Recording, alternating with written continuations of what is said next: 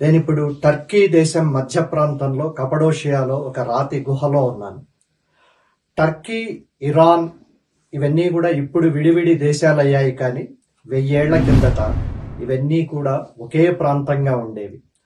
మనకు గజనీ మహమ్మద్ భారతదేశంలో అందరికీ తెలుసు.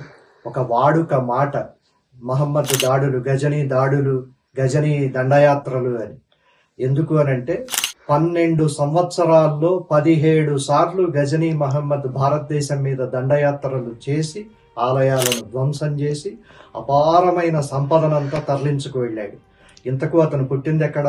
ఆఫ్ఘనిస్తాన్లో గజనీ అనే పట్టణంలో. అక్కడి నుంచి ఇరాను, ఆ తర్వాత ఈ టర్కీని 3 సార్లు ప్రయత్నించి ఆక్రమించాడు. అలాంటి గజనీ మహమ్మద్కు కొన్నేళ్లయ్యాక తన వంశ చరిత్ర, దాన్ని పర్షియాలో షానామా అంటారు, అది రాయించుకోవాలని అనిపిస్తే ఆ రోజుల్లో ఉన్న పారసీక కవుల్లో గొప్ప కవి ఎవరు అంటే ఫిరదౌసి. అతన్ని పిలిపించి నా వంశ చరిత్రను కావ్యం రాయమని అడిగాడు.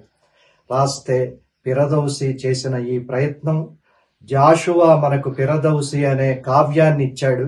తెలుగు సాహిత్యంలో పద్యం అందం, తెలుగు భాష బిగి అందచందాలకు ఆ ఫిరదౌసి కావ్యం పెట్టింది పేరు.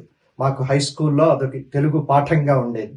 అందులో 30 ఏళ్ల పాటు 60,000 పద్యాలు గజనీ మహమ్మద్ వాళ్ళ వంశ చరిత్రను రాస్తే ఒక్కొక్క పద్యానికి ఒక బంగారు నాణ్యం ఇస్తానని చెబుతాడు. కానీ చివరకు వెండి నాణ్యాలు ఇస్తే తిప్పి పంపించేస్తాడు ఫిరదౌసి. అక్కడ జాషువా పద్యాలుంటాయి.